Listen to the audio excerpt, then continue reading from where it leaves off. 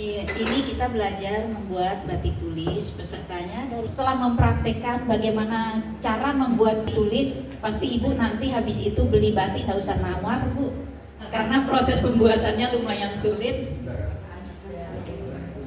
Ya, proses pembuatannya lumayan lama. Canting itu sebenarnya ada dua ya bu ya. Kalau ini canting manual, ada yang besar itu untuk kita tembok atau menutup, kemudian yang sedang itu untuk kelowong namanya. Kelowong itu nanti kalau kita gambar, ya baru gambar itu kita lukis dengan canting kelowong.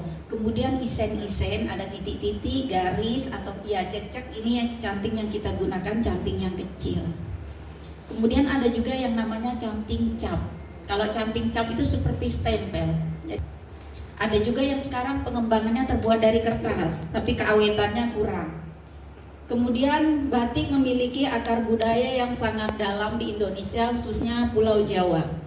Batik berasal dari Pulau Jawa, makanya istilah di dalam batik itu rata-rata menggunakan istilah Jawa. Mulai berkembang pada abad ke-13 menjadi simbol status sosial. Jadi kalau di Jawa, rakyat biasa, rakyat bangsawan itu menggunakan batik yang berbeda pada saat upacara sakral gitu.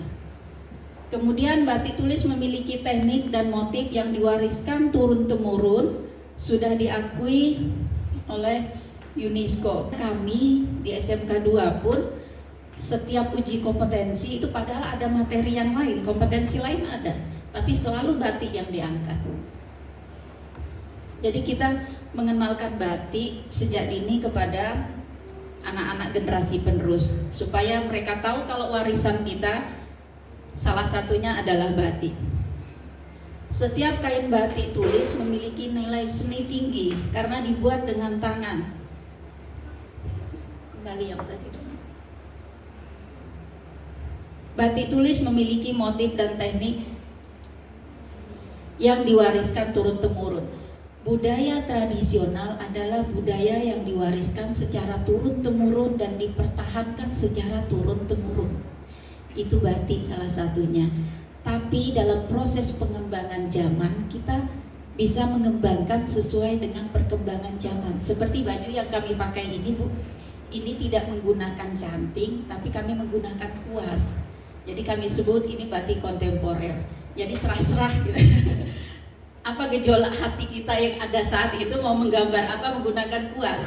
Jadi ini ya yang saya pakai sama yang Bu Nelpin pakai.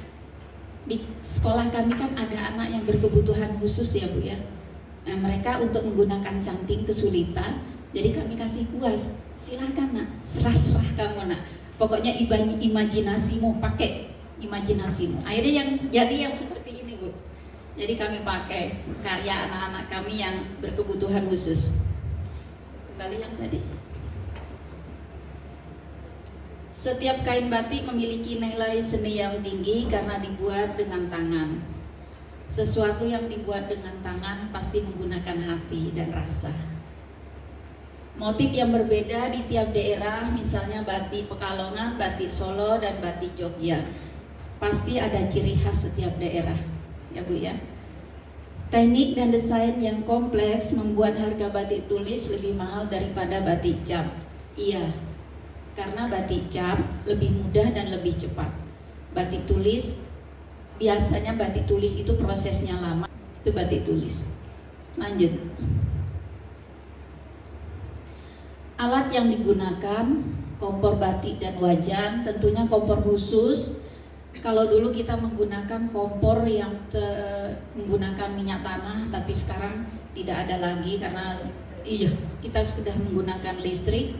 Kemudian canting, itu tadi yang saya sebutkan tadi, ini canting manual.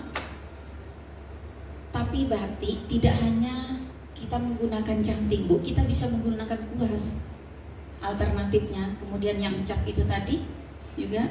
Kemudian gawangan, ada tempat duduk. Kalau di dalam batik ini kami sederhanakan saja, kalau tempat duduk namanya dingklik gitu. Kalau di dalam teori batik itu dingklik. Jadi kami sederhanakan mangkok gelas, sendok untuk melarutkan warna, kemudian baskom atau ember tempat untuk mewarna batik, sarung tangan nanti kalau kita mewarna supaya tangan kita tidak berwarna ya Bapak Ibu. Masalahnya kalau kita mencelup tidak pakai sarung tangan itu nanti tangannya berwarna semua. Iya. Kemudian panci untuk melorot. Nah, melorot itu bukan melorot basah kutah ya Bu ya. Melorot itu kita menghilangkan malam yang ada di kain, kita rebus dengan menggunakan water glass atau soda as. Jemuran untuk mengangin-anginkan kain, kemudian kuas dan lain-lain. Oke, lanjut. Bahan yang digunakan adalah kain mori. Ini kain mori, Bapak Ibu. Kain mori itu adalah kain yang dibuat dari serat alam. Kenapa kita gunakan kain serat alam? Karena kain serat alam itu mudah diserap oleh warna dan lilit. Kalau kita menggunakan kain yang ada sintetisnya, itu tidak mudah diserap oleh warna.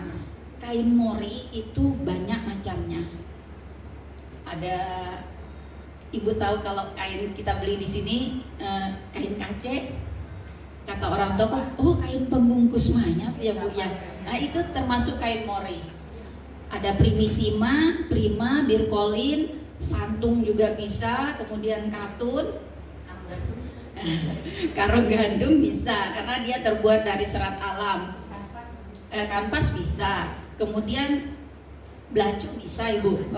Sutra, yang paling mahal sutra, tapi sutra cara kita ngolahnya harus hati-hati.